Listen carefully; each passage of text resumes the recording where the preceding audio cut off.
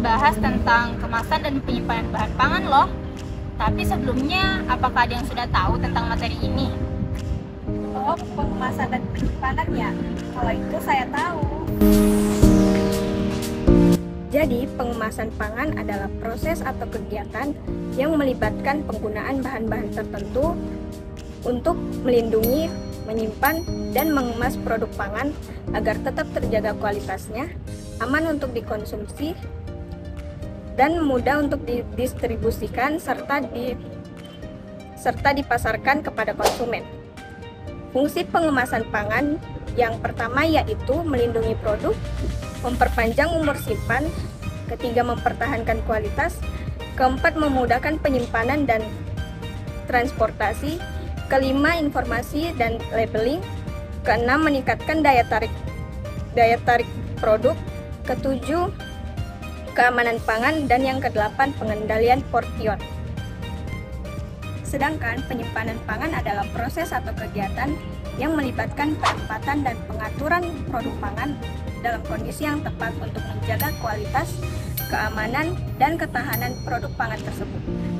Fungsi dari penyimpanan pangan yang pertama yaitu mempertahankan kualitas, yang kedua mencegah kerusakan, yang ketiga mengendalikan suhu dan kelembapan, keempat mengurangi pemborosan, kelima memperpanjang umur simpan, yang keenam memudahkan distribusi, yang ketujuh mendukung ketersediaan pangan, dan yang kedelapan menjaga keamanan pangan.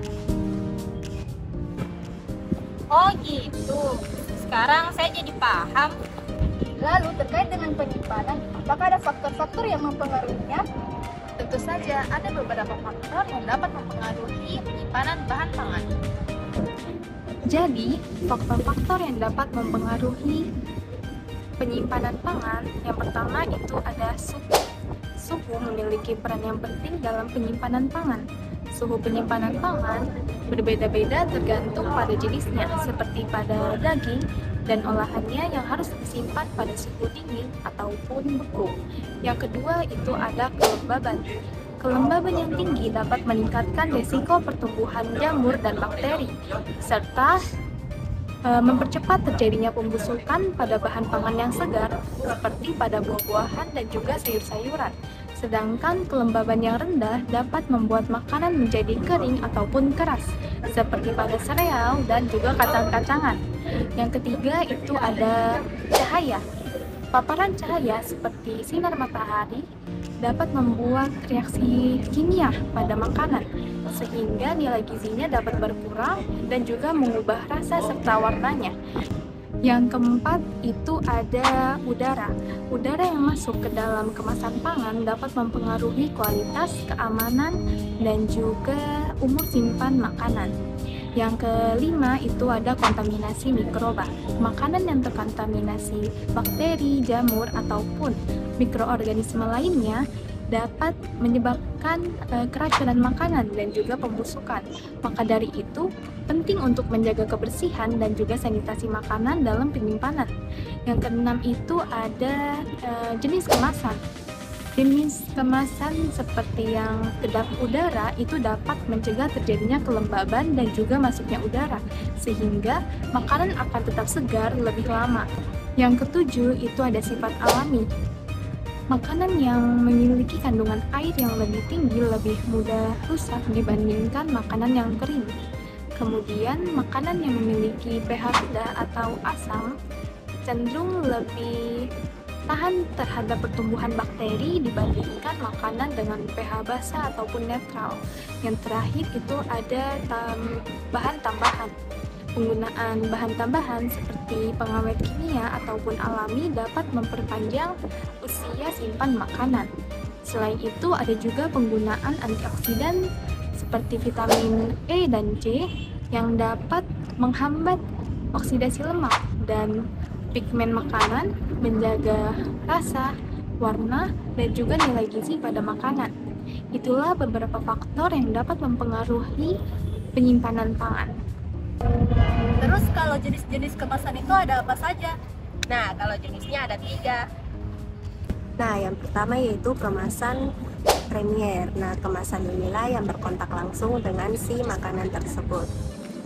Kalian sering melihat atau makan ciki, snack. Nah, itu bisa dilihat di situ makanan tersebut berkontak langsung dengan si kemasannya. Itulah yang disebut dengan kemasan Premier.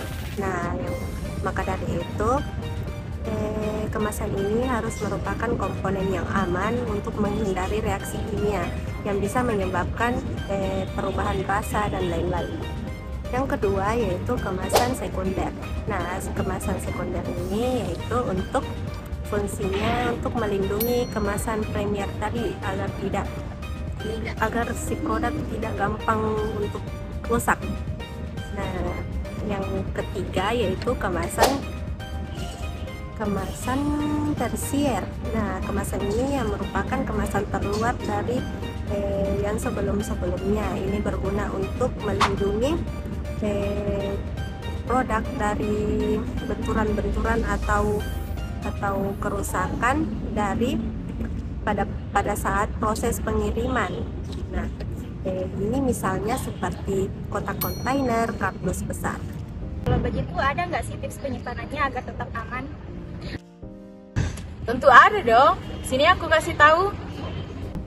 Nah, untuk tips penyimpanan bahan pangan sendiri itu ada banyak yang perlu kita ketahui. Yang pertama, dari penyejukan bahan pangan. Penyejukan itu terbagi atas 4, ada cooling, chilling, freezing, dan frozen. Nah, perbedaan dari keempat penyejukan itu dari suhunya.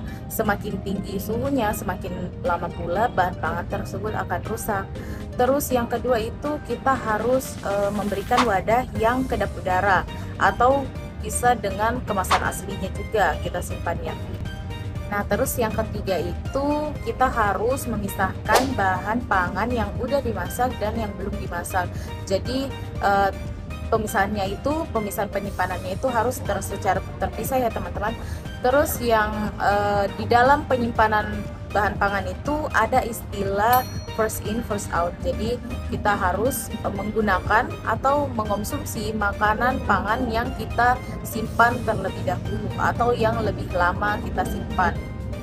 Dan ya perlu kita ingat bahwa makanan yang segera busuk itu harus kita simpan ke dalam lemari es sehingga kontaminasi bakteri atau mikroba itu akan semakin lambat. Untuk makanan yang berjenis minuman, sayuran, buah-buahan itu kita simpan ke dalam lemari es dengan suhu 10-15 derajat. Untuk makanan berprotein yang dalam 24 jam akan segera dikonsumsi, itu kita simpan ke dalam suhu 4-10 derajat. Dan untuk makanan yang mudah busuk atau lama akan dikonsumsi, kita simpan ke dalam suhu di bawah 0 derajat Celcius. Wah, makasih ya, jadi tidak perlu takut lagi nih. Betul banget. Ngomong-ngomong, belajar kali ini seru banget ya teman-teman. Iya, betul banget tuh. Cukup sekian video dari kami. Sampai jumpa. Bye.